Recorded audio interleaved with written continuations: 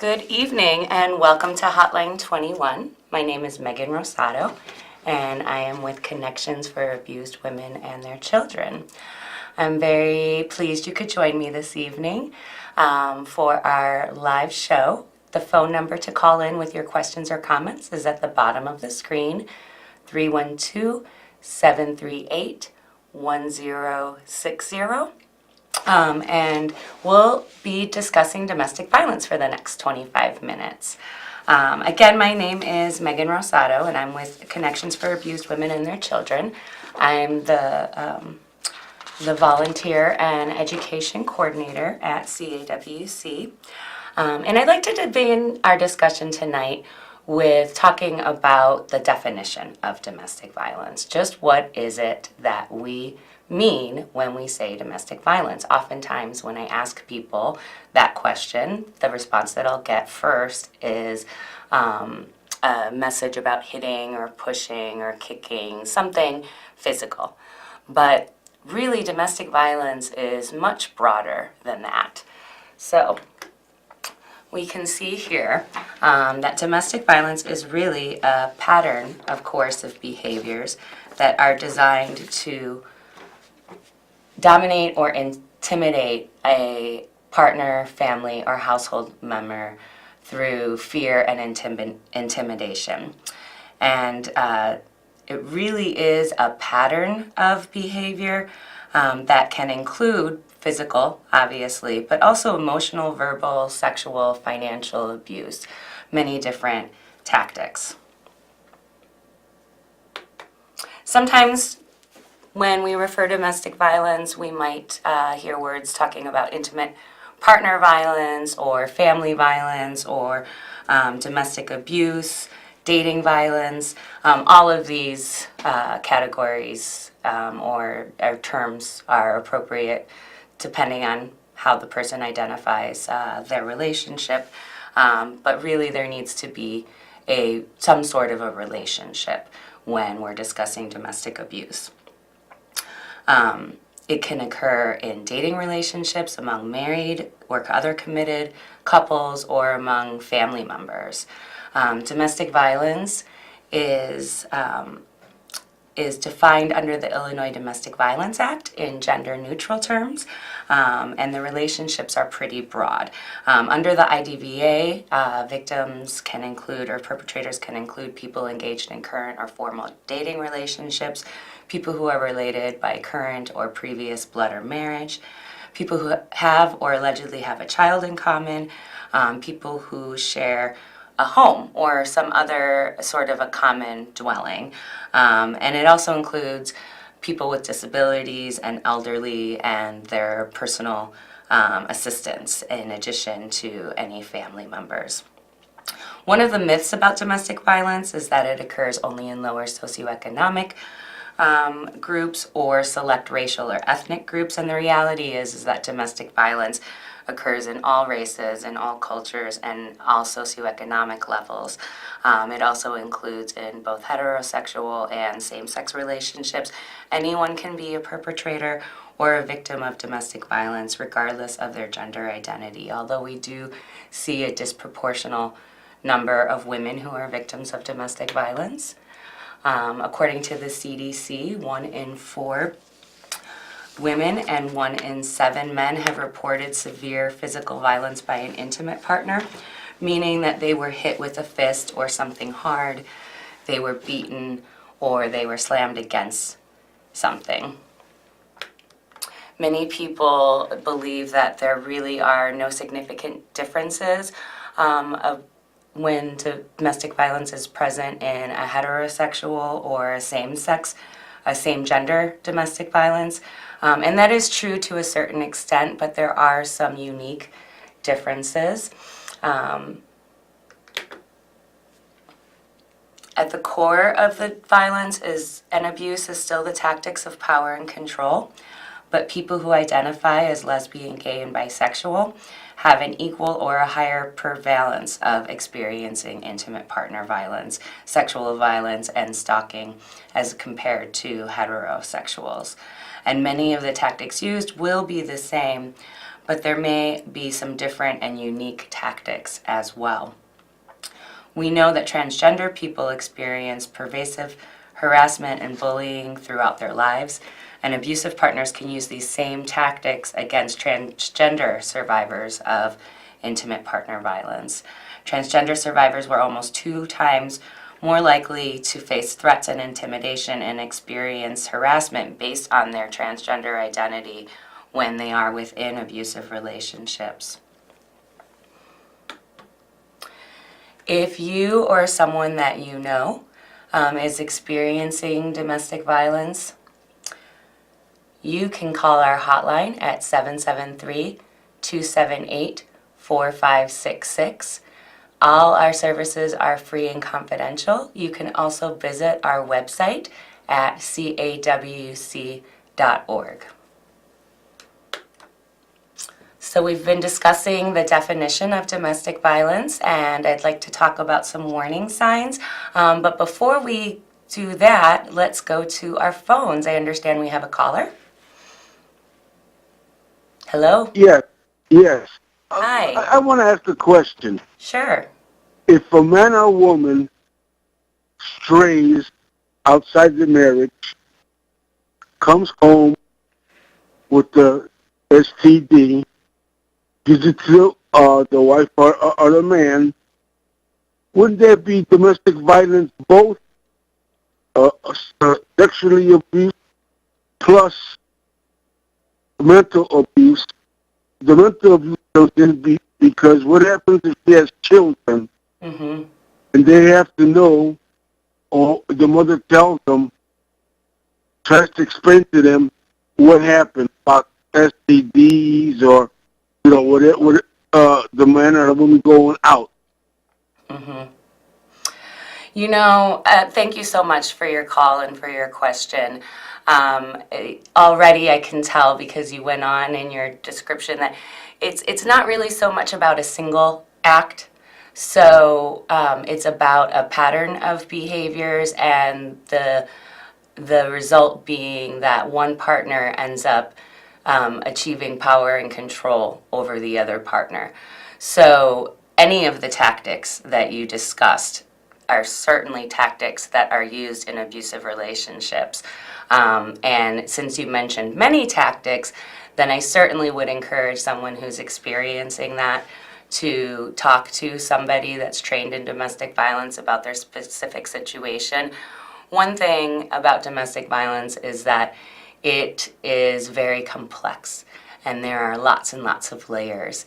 So, everything that you said certainly does constitute domestic violence.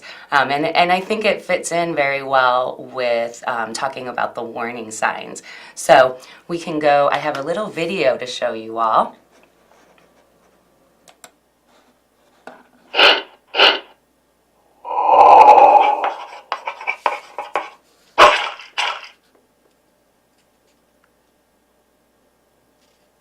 When people think of abuse, they often equate it to physical violence, but that isn't where abuse starts or ends.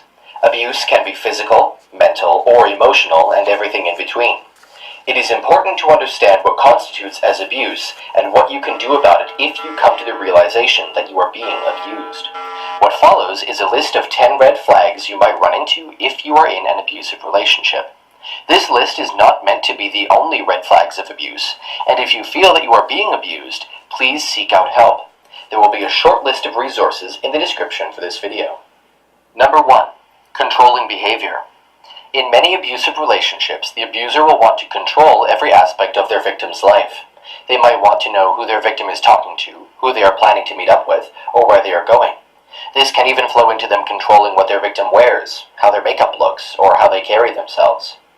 Number 2. Humiliates you. This behavior is often done in front of other people, perhaps his or her friends, and is used as a way to keep their victim down.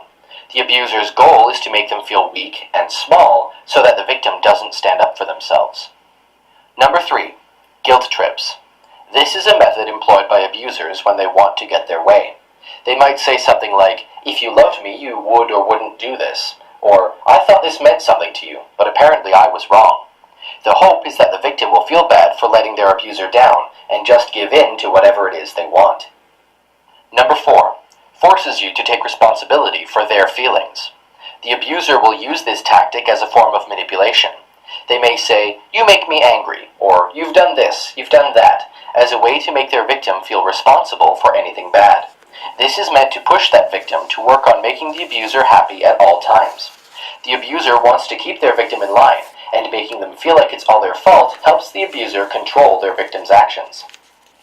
Number 5, ultimatums. With ultimatums, the abuser is trying to get what they want by force without laying hands on their victim. With an ultimatum, the abuser might hold something over their victim's head, perhaps a child or even their home, in an attempt to gain absolute control over the situation. The abuser might say something like, "If you go out with your friends, I'll take away your credit cards," or "If you leave me, I'll kill myself." Number 6, physical violence. If the abuser can't get their way with words, they can and will resort to violence. This can start off as small things like holding their victim's arms during an argument and lead up to completely beating their victim or even killing them. Hitting, choking, tripping, pushing, or throwing things are all forms of physical violence in a relationship. Number 7, a bad temper. The abuser might have a short fuse or just blow up over something that doesn't look like a big deal to anyone else. This isn't just a symptom of having anger issues, it is also yet another form of manipulation. The goal of this is to scare the victim into being subservient and obedient by doing anything they can to stop their abuser from getting angry. Number 8, forces you to do things you don't want to do. This can mean anything from making you go to the movies when you'd rather stay home, to making you do something physically that you don't want to do. It is another way for the abuser to gain control over their victim. Some might even find pleasure in watching their victim feel uncomfortable. Number 9, constantly checks up on you. An abuser might employ this as a way of keeping their victim in line. They may demand that their victim text them at certain intervals while they are out, and can even request that the victim send specific pictures, like them holding up a peace sign or a selfie with the friend they said they were with. Number 10, picking a fight. An abuser might do this to test your limits. They will want to know how far they can take a fight and see what all you might be willing to apologize for. They won't take responsibility for anything and will instead make you feel as if it was all your fault. Once the fight is over, they may forgive you right away, or they may keep up a cold facade to see what you might do to win back their favor. If you feel like you might be in an abusive relationship, please seek help. So I hope you enjoyed that video.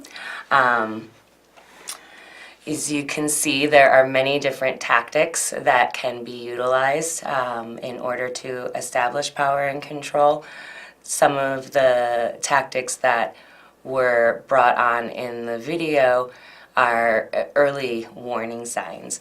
Also, again, if you or someone that you know is a victim of domestic violence, you can call the Connections for Abused Women and Their Children 24-hour domestic violence hotline at 773-278-4566. One of the things that we find helpful is what's called a power and control wheel. And it lists some of the different tactics that can be used, some of the different categories of abuse in a visual format. So you can see here some of the different tactics. Some of the tactics that aren't included on this particular wheel are economic abuse, which is extremely common, as abusers will often try to prevent their partner from getting or keeping a job or take the victim's money. They may not let the victim know or have access to the family income. As our caller mentioned earlier, children are not only affected by the violence, but they also can be used by the abuser as a tactic. They may make the victim feel guilty about the children or use the children to relay messages. They may threaten to hurt the children or take the children away. The abuser may use visitation if they've separated, use visitation with the children as an opportunity to harass the victim.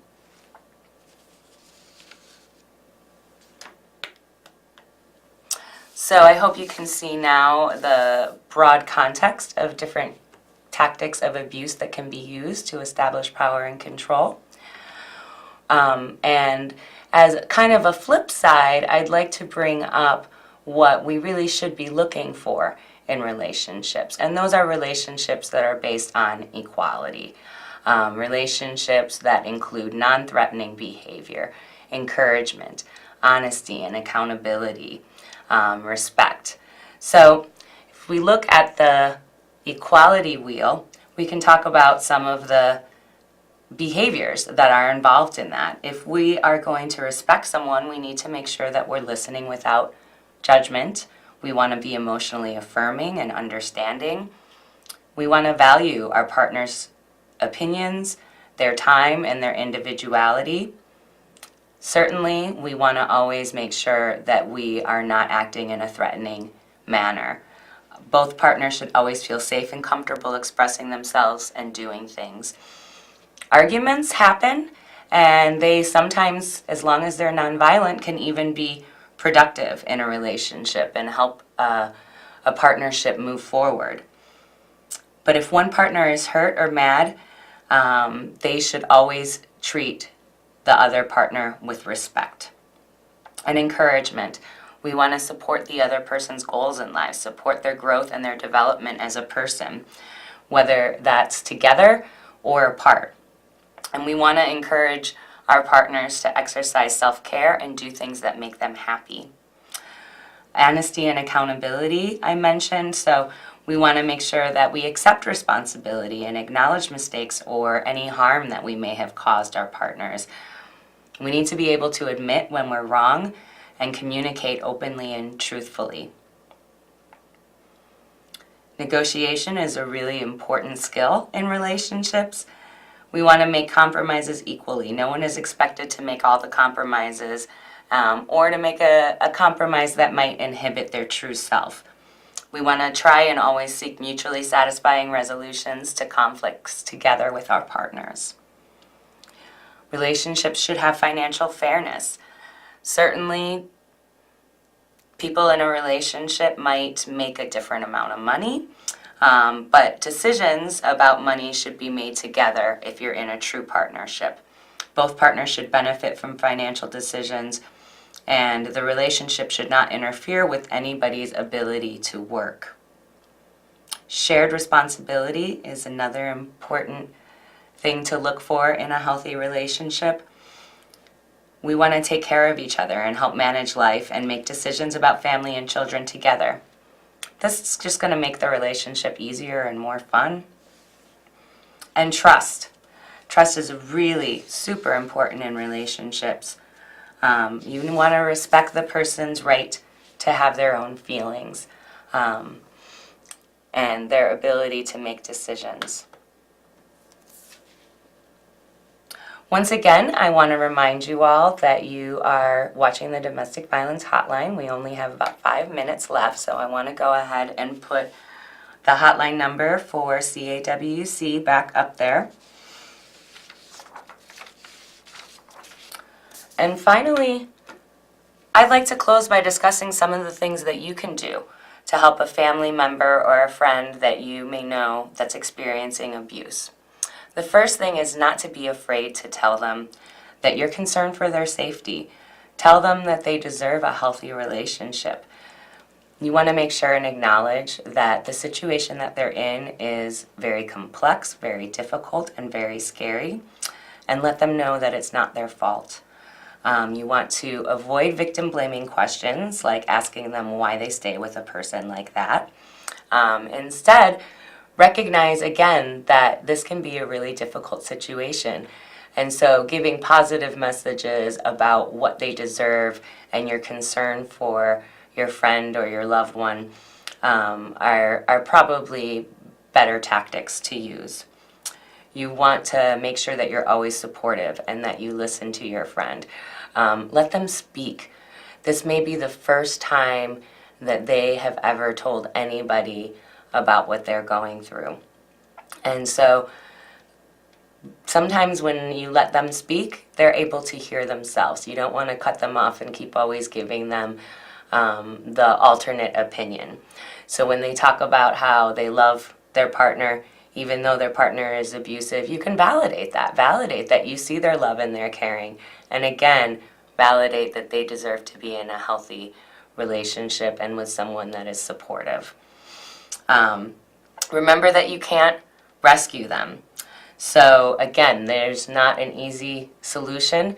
Oftentimes abusive relationships develop over time, and there's a process involved. So recognizing that someone is in a relationship that is not healthy, and deciding what they want to do about their situation is also a process. And then leaving is also a process.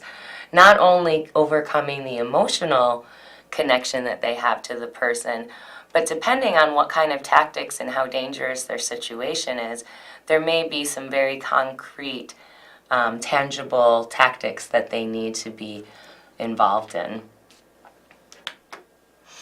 At CAWC, we talk about some different strategies. We have information about someone's legal rights, what kind of options they might have, and we're willing to discuss that with somebody and weigh the pros and cons. Using the legal system is not for everybody. We develop safety plans.